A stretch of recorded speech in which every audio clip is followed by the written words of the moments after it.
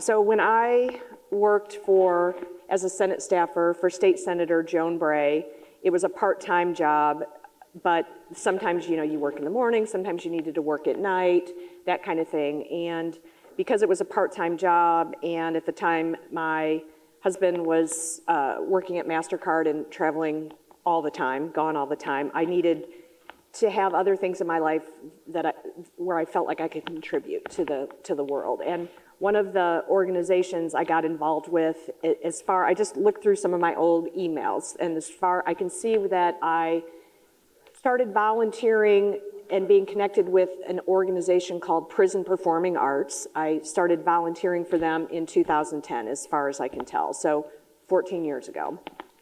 And, so I'm working part-time as a Senate staffer, getting great fulfillment out of that, but then it felt like a gift to be able to use my time, talent, and treasures to help nonprofits that are truly doing the Lord's work in our region and our state. So Prison Performing Arts was a group that I became familiar with long before I had started to volunteer for them. It was started by an amazing woman who is no longer with us, sadly, named Agnes Wilcox. And she was an amazing woman, very involved in the arts and theater and that kind of thing, and even had her own theater company for a while.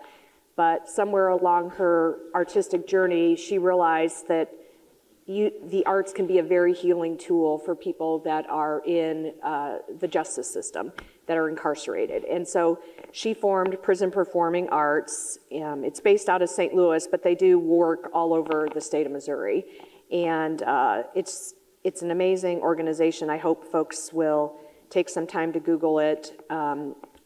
They've been around for over 2 decades, and what Prison Performing Arts does is they help prisoners who we call returning citizens, and they also work with youth to build their second acts through engagement with the arts. And so I knew of the organization, and it wasn't until I started volunteering for them to help them with some of their fundraisers that I really just, I had a light bulb go off in my head about how, if we as Missourians are taking on the great responsibility of incarcerating people, of locking them up, that we owe them opportunities to rehabilitate, to truly rehabilitate, not just, sitting there, not just sitting there.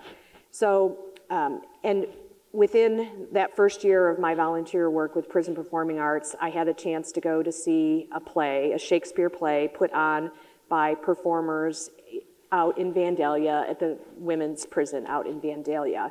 And that was when I first met Patty Prewitt.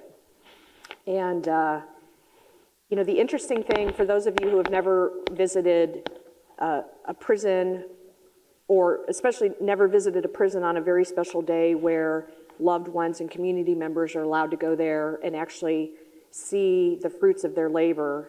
The thing that was really interesting to me is I couldn't tell who the incarcerated were versus who worked at the prison versus who were even visiting the prison. It was, we were all in this community room, and it was one of those rare days that the incarcerated women in the Vandalia prison were in what I would describe as regular clothes. And so as I was interacting with people in the room, I wasn't actually sure if who I was talking to. Could it be a board member? Could it be a family member of somebody incarcerated? Could it actually be the incarcerated woman? And I met Patty Prewitt that day in 2011, and one of the things I noticed was how she just lights up a room, and also Patty you could just get the sense that she was like a mother, like a sister, like an auntie to all the other women that were in her acting class and that were getting ready to perform this Shakespearean play. And I'll never forget, seeing how women that she was incarcerated with were so protective of her, so respectful of her.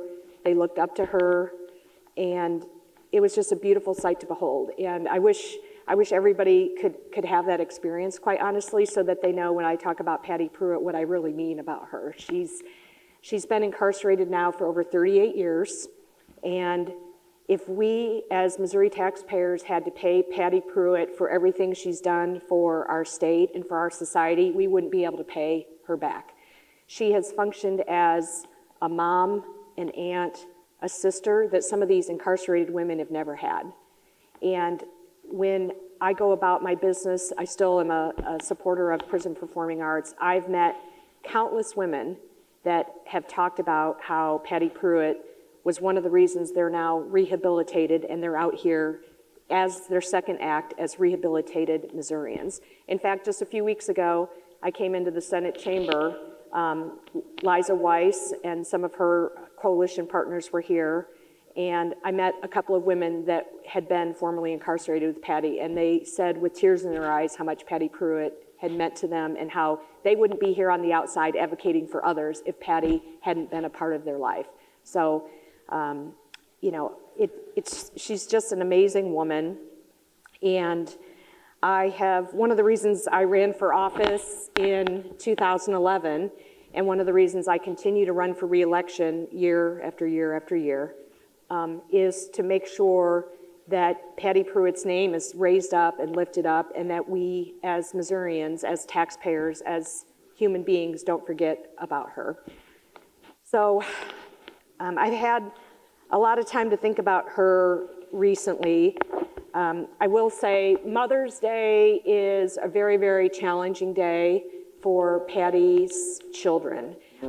She has 4 surviving children, and she's lost a son since she's been incarcerated. Mother's Day 38 years ago was the first time that her children visited her in prison. So Mother's Day is a very tough holiday for the children of Patty Prewitt. And so this past Mother's Day was kind of, you know, like, I'm happy for you that you had a great day, obviously, but I think about the children of Patty Prewitt and how that holiday is very, very hard for them. So, and then one of the reasons that I felt so moved today to talk about her is I keep in touch with her family, and I keep in touch with her pro bono. She has a lawyer who does pro bono work on her behalf.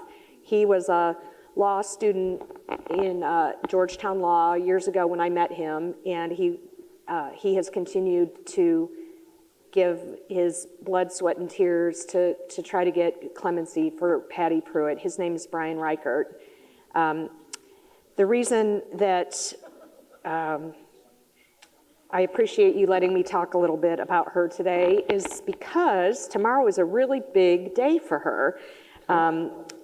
Patty is going to be graduating from Washington University. Oh, wow. Yeah, it's very cool. So during the pandemic, I'm trying to pull up the social media post on this.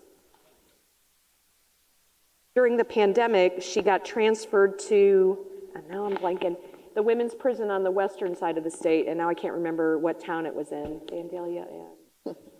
Chillicothe. Thank you. Losing words sometimes. She got transferred to Chillicothe during the pandemic, but then when they came up with this program for women to be eligible to get a degree from Washington University, it was only being offered in Vandalia. So the Missouri Department of Corrections was kind enough and compassionate enough to let Patty transfer back to Vandalia so she could take advantage of that program. So tomorrow, let's see, what is today? Is Wednesday. So tomorrow on Thursday, Patty Prewitt will make history as being among the first group of women in prison to receive a Washington University, thank you, Washington University degree. And obviously, we're all very, very proud of her.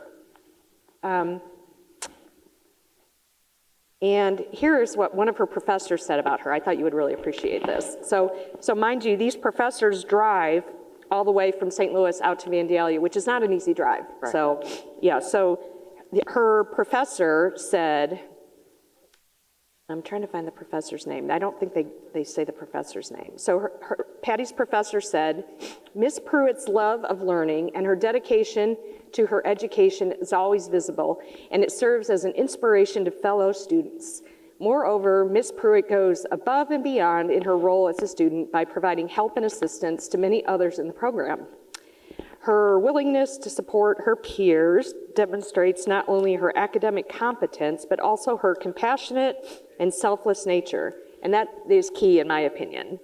And Patty is a role model within the university community, embodying resilience, determination, and empathy.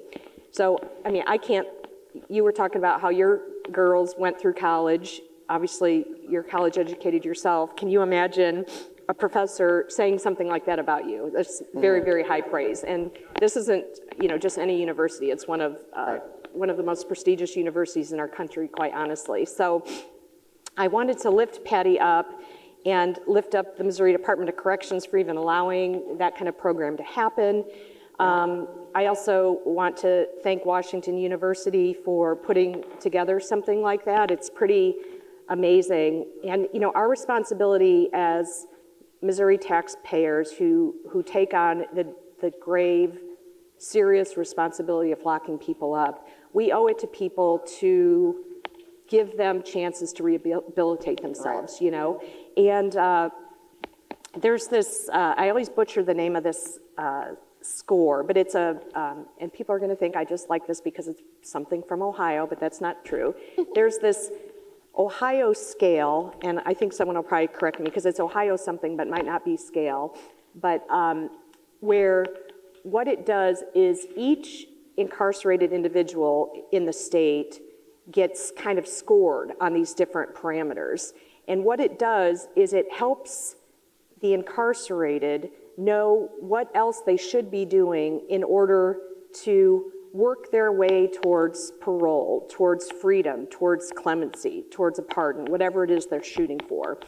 And the thing about Patty Prewitt on this scale, every time she gets graded or evaluated, she's doing everything right. And she's been doing everything right, everything that the government that has locked her up has asked her to do. She's been doing that for 38 years. The only thing left for her to do is there's nothing left for her to do. I mean, she's keeping in touch with family is all of the active things left for her to do. So she does that to the best of her ability. Luckily, with technology, there are multiple ways for her to keep in touch with her children and her grandchildren and that kind of thing. And, 38 years of someone being incarcerated, I just feel like as taxpayers that we have the right to wonder and to question why Patty Prewitt has not been granted clemency yet. So one of the people I met during my volunteer work through Prison Performing Arts was George Lombardi. He worked in the Department of Corrections in various capacities throughout his entire career. I'm gonna try to Google George Lombardi real quick. He passed away recently, and but not before speaking out many, many times about why he thought that Patty Prewitt deserved clemency. And what's interesting to me is he was involved with the Missouri Department of Corrections for decades and has never spoken out on behalf of an individual like he did with Patty Prewitt. So there was something about her resilience, about her dedication to being rehabilitated, about her commitment to helping women that were incarcerated with her in Vandalia. She was very, very committed to doing everything she could to help other people be successful and get a second chance at life, get their chance at a second act. So George Lombardi, he worked for the Missouri Department of Corrections. He had a lot of different positions throughout the years. I'm looking at some of his data. Yeah, he worked in the Missouri Department of Corrections as the director for 15 years. So from January 2029, or January 2009, and then for 15 years he was the director. So he served with and under a lot of different administrations, if you will. And George Lombardi had said, and I'm going to paraphrase until I find the exact quote, but he talked about that whether you think that Patty is innocent or guilty, that we all can agree that Patty has paid her dues. She's been incarcerated now for 38 years. So I have an editorial that George Lombardi wrote. It was published in the Post-Dispatch in February of 2019, so 5 or so years ago. He talks about the urgency of granting Patty Prewitt clemency. Now, mind you, that was more than 5 years ago now. And he said that the governor should order the release of the grandmother who has been a model prisoner. So if it's all right with you, I'm just going to share a little bit about what George Lombardi said, because I think he's very eloquent, and I can't think, so George Lombardi served with the Missouri Department of Corrections for 41 years. 41. Some people in this room aren't even 41 years old. And he served as a warden for 7 of those years.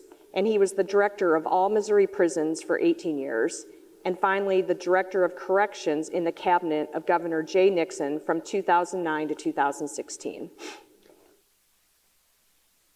And now I'm going to be reading this as if I'm George Lombardi. So, I have met countless prisoners with a story to tell about why they should not be behind bars.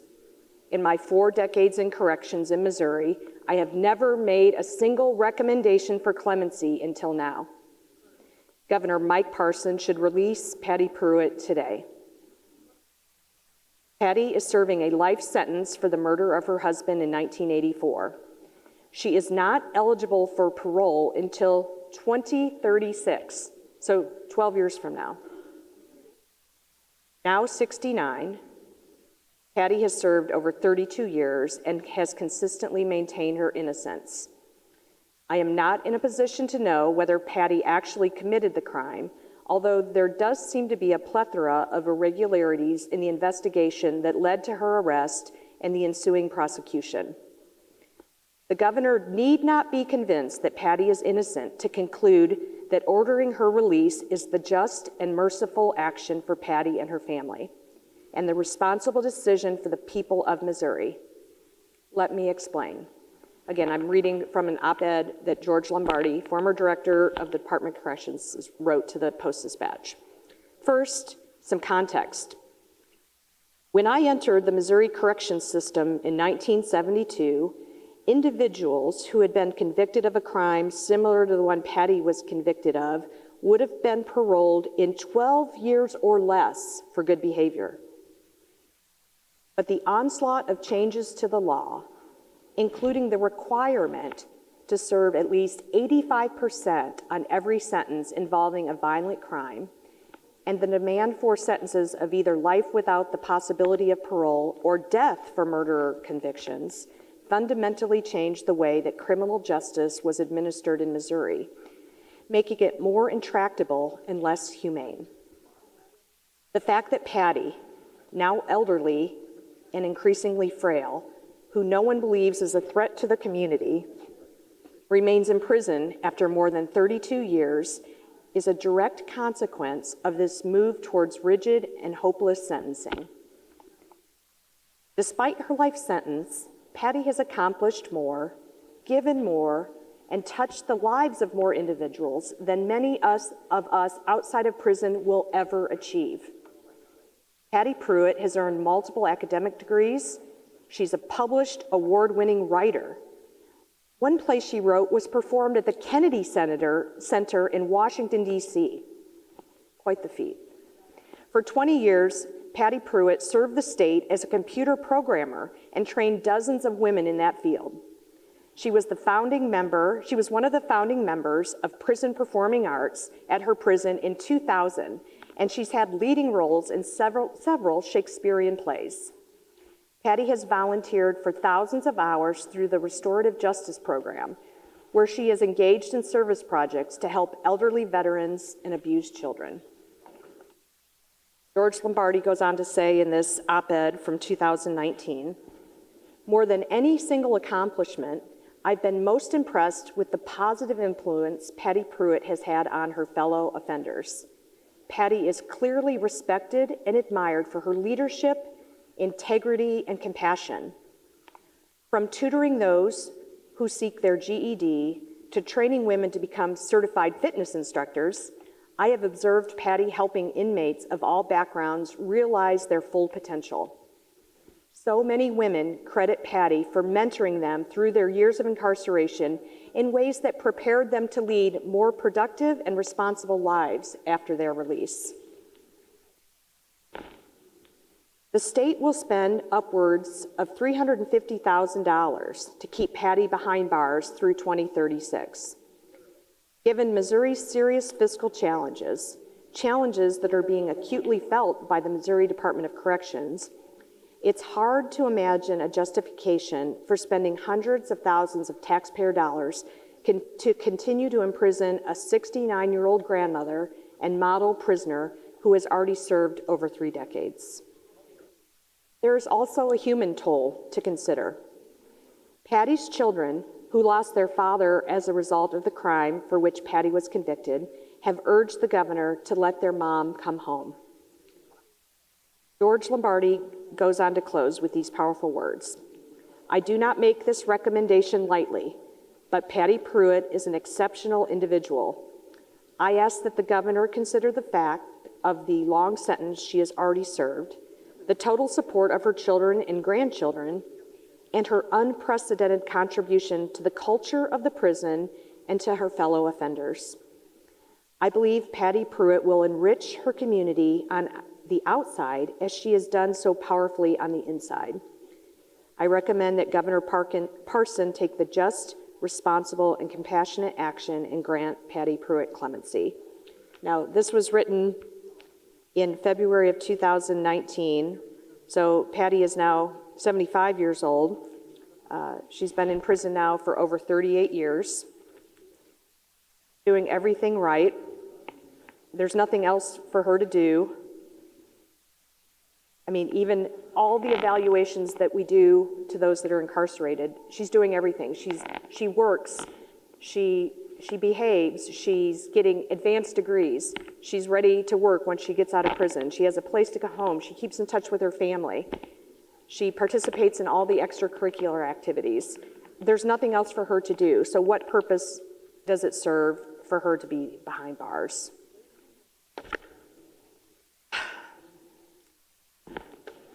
I remember meeting with people when I worked for State Senator Joan Bray that were really, really passionate about Patty getting out of prison, and that would have been back in, I worked as a Senate staffer from 2003 to 2010, so I can't quite remember when I had my first meetings, but there was a gentleman from University City, a professor emeritus from Washington University, a professor of biology named Danny Cole, and he was one of Patty's most passionate supporters. He traveled all over the state trying to get people to learn more about Patty and to urge, every governor's administration to take a fresh look at her case and see about granting clemency.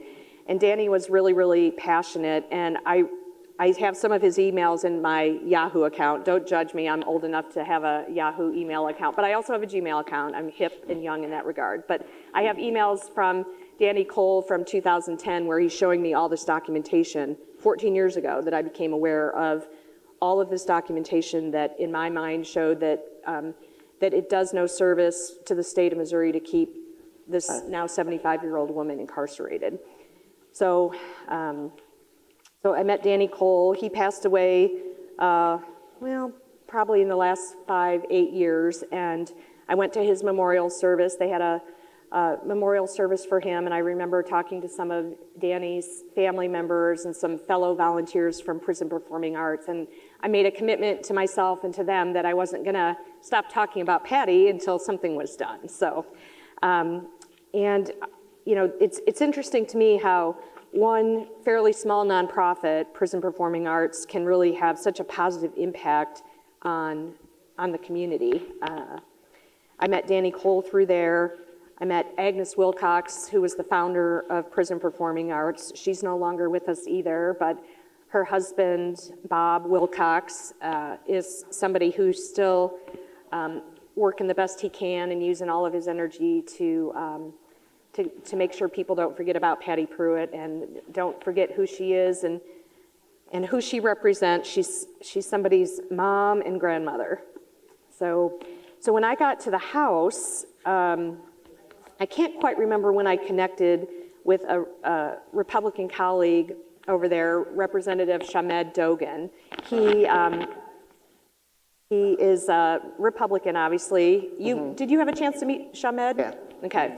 Well, I partnered up early on with Representative Shamed Dogan, and we worked for many, many years as House colleagues to get bipartisan support for clemency for Patty Prewitt. And I'll remain forever grateful to Shamed Dogan for being willing to work with me. You know, we've heard a lot about how partisan this building can be and how kind of ugly things can get sometimes. And Representative Dogan, in my opinion, is a statesperson in that he realized that we had some common goals and common values, and he was more than willing to partner up with me. And we really hit the work to release Patty Prewitt, to get clemency for Patty Prewitt. We hit it really, really hard.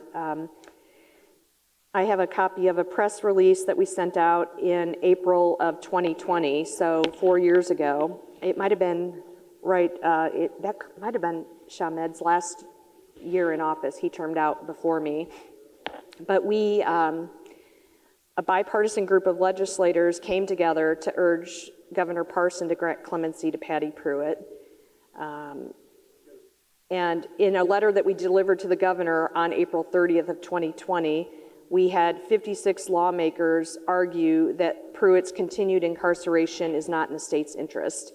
And the letter had, the petition, if you will, had signatures from Republicans and Democrats from both the House and the Senate, several of who I still serve with, several of who signed the petition as senators that are still serving in this chamber with us today. And, you know, I think that also says a lot about why I hope the governor is taking this request for clemency seriously, because it's not a partisan issue. There are people on both sides of the aisle, including people that are very conservative, that have taken a look at all of the facts, all of Patty's work in prison, work at incarcerating herself, and realize that that Patty doesn't, that it's an opportunity, this plea for clemency coming from, at the time, 56 lawmakers, the plea for Governor Parson to show leadership, justice, and mercy. That was what this whole petition was about. So, you know, at the time, this was during COVID, so a lot of what we were talking about in April of 2020 was about trying to get the elderly released, granted clemency before, because of the COVID-19 emergency.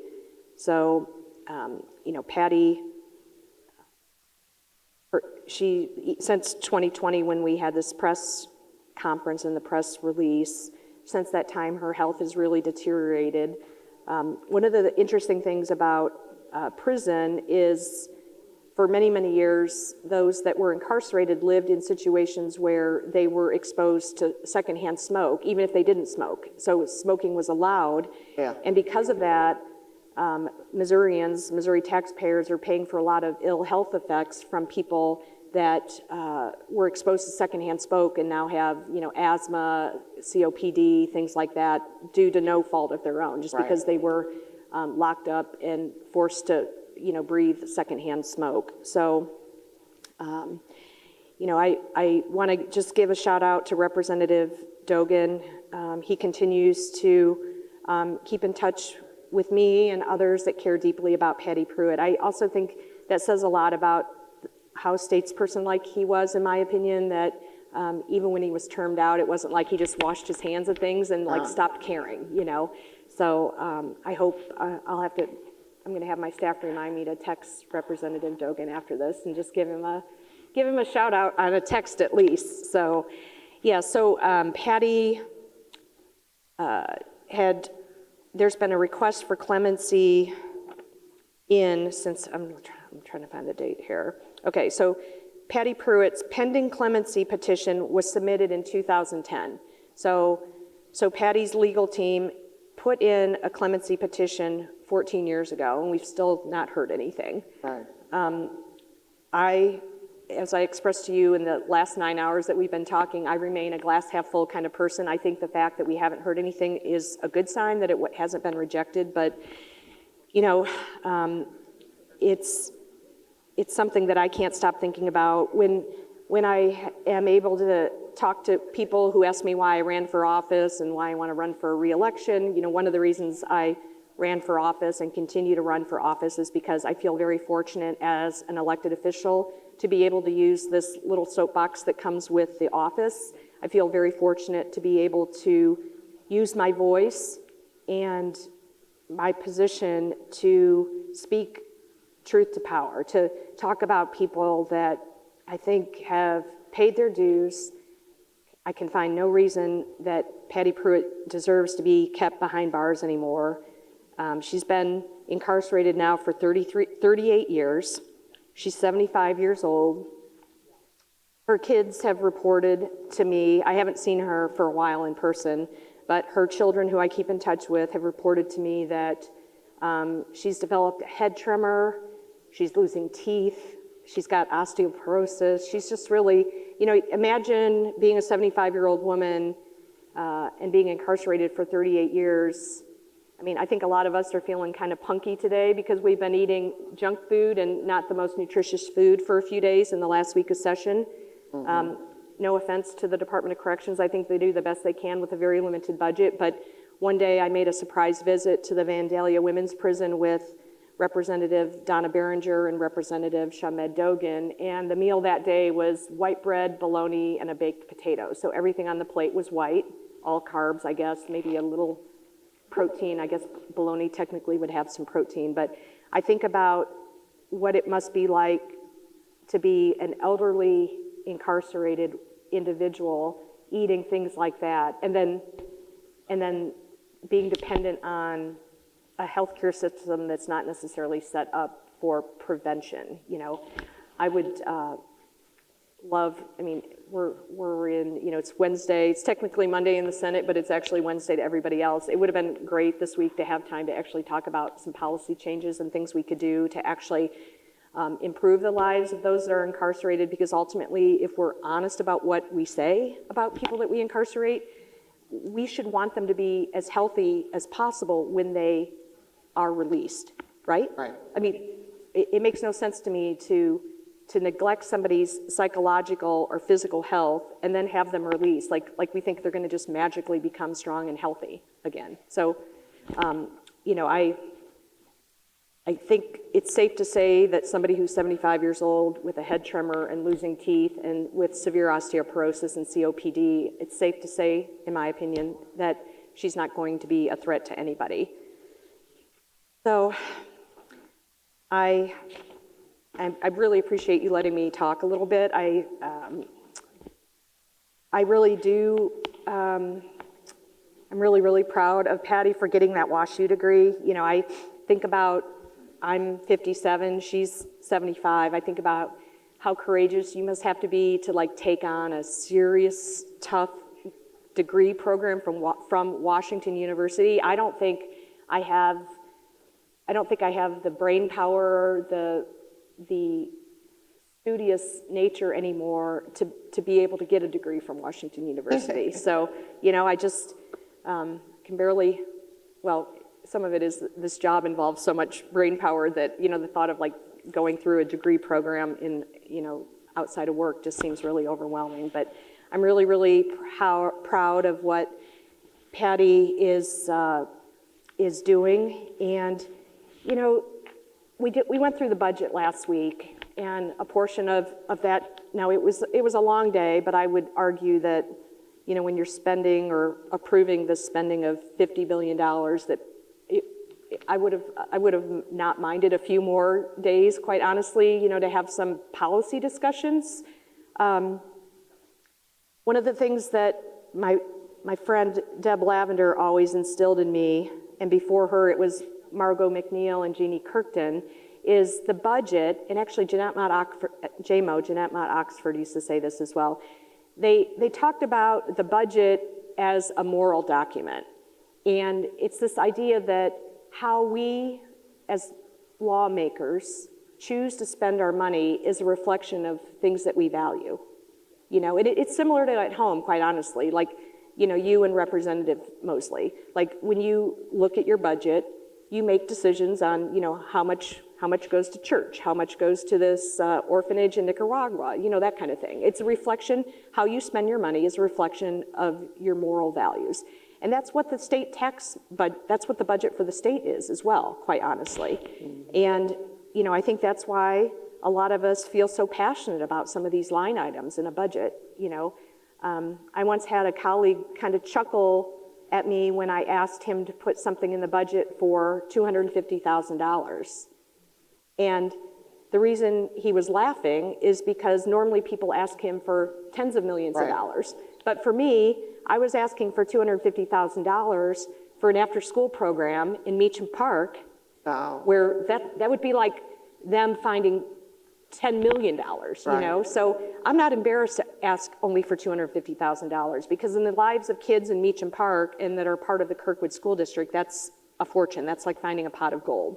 So anyway, the Department of Corrections budget, they do the best they can. They, you know, they're always trying to, you know, stretch things out, make ends meet. They've got their hands full on, you know, I think they contract out for medical care, you know, they contract out for food service, that kind of thing. They do the best that they can, but I would argue that for people like Patty Prewitt, who I consider a friend, somebody who's an elderly incarcerated woman, that we're not doing the best by those folks that are elderly. Right. You know, I think about how you drive your mom who's had a liver transplant and has other health issues. You know, think about if she was just eating baked potato and bologna and white bread. You know, that would be really bad for her overall health. So now I have eaten like that sometimes on camping trips. You know, you eat what you need, but it's short term. So I would love to see. I would love to see our governor grant Patty Prewitt clemency. I'm going to read a letter. Let's see. This would have been from 2020. So you know, I'll try to adjust the dates, but I just want you to know, like, if the math doesn't add up, it's because this paper copy is 4 years old. But it generally it's evergreen. It's the words are true. The dates and her age and such might be off. So this was the preamble to the petition that Representative Dogan and I submitted to Governor Parson's administration on April 30th of 2020. So it says, "Dear Governor Parson, we, the undersigned, urge you to use your constitutional authority to grant Patricia Patty Prewitt clemency and release her from prison. We understand that your staff has been given the details about Prewitt's legal case, as well as her exemplary record during the over 38 years she has spent in prison. From both sides of the aisle and an array of constituencies, compelling arguments have been made in favor of clemency. We highlight the following." So there's four main areas that we broke it down into. First one, in no particular order. A flawed investigation and trial led to conviction. So a flawed investigation and trial led to conviction. Patty Prewitt was arrested after a hasty investigation in which leads were ignored and key evidence not collected from the crime scene. The legal term for that is tunnel vision. Such tunnel vision, exhibited by investigators, has been found to be a leading cause of wrongful convictions. At trial, the prosecution relied on a discredited forensic expert and sexist attacks on Patty's character to move the jury. In addition to advocacy from legal experts and the Midwest Innocence Project, which I think that our fearless minority leader from the 11th, I think his lovely wife is connected with that Innocence Project. Shout out to the Midwest Innocence Project. In addition to advocacy from legal experts and the Midwest Innocence Project, the case has attracted national attention from a number of journalists and media outlets who have also explored the case, recognizing the dubious nature of the investigation and the evidence presented at trial. So that's the first compelling argument why, at the time in 2020, 56 legislators said, we think clemency is the best. The second one is the Pruitt children's strong support for clemency. The Pruitt children lost their father as a result of the crime for which their mother was convicted. Their eldest, Jane Prewitt Watkins, described the murder of her father and the conviction of her mother as a double tragedy that orphaned her and her siblings. Today, the 4 living Pruitt children and the many Pruitt grandchildren pray for the release of their mother and will ensure her successful reentry. As Jane Prewitt Watkins writes, "My husband and I have a bedroom waiting for her. Our family will provide her all the support she needs to be a productive member of our community rather than a burden on Missouri taxpayers as a prisoner." So that's the Pruitt children's strong support for clemency. The third argument that many of my colleagues made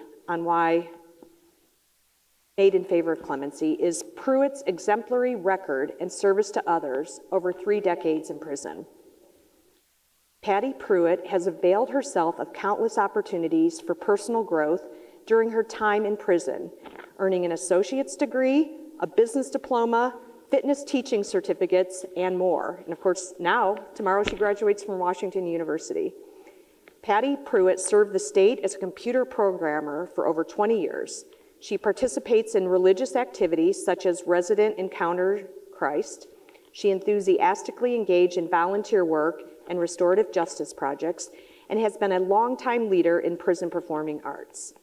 More importantly, Patty Prewitt has mentored generations of women behind bars, many of whom now live productive lives on the outside. As one former inmate writes, "I know unequivocally that I would never have found my way back to fully valuing myself had it not been for Patty's influence and belief in me when I was struggling." And the fourth argument for why, at the time, 56 legislators thought that clemency was the best choice for Patty Prewitt is, after 38 years, Prewitt's continued incarceration is not in the state's interest. Patty is now 75 years old. Patty Prewitt has been in prison since 1986. The state has spent hundreds of thousands of dollars to keep Prewitt behind bars, and these costs will rise as she ages and her health continues to deteriorate. We believe it is wiser to spend taxpayer money on efforts to prevent crime and recidivism. So I don't know how much more clear and concise I can be. I feel passionately about this. I know that if this was something that had happened in my family, I would hope that people wouldn't forget about her and just let her languish and continue to decline behind bars. And this has been a really interesting week. I am honored to be out here on the floor with you now for my 4th shift. I've learned a lot about you over our time together, and I know that in your heart that you care about this as well.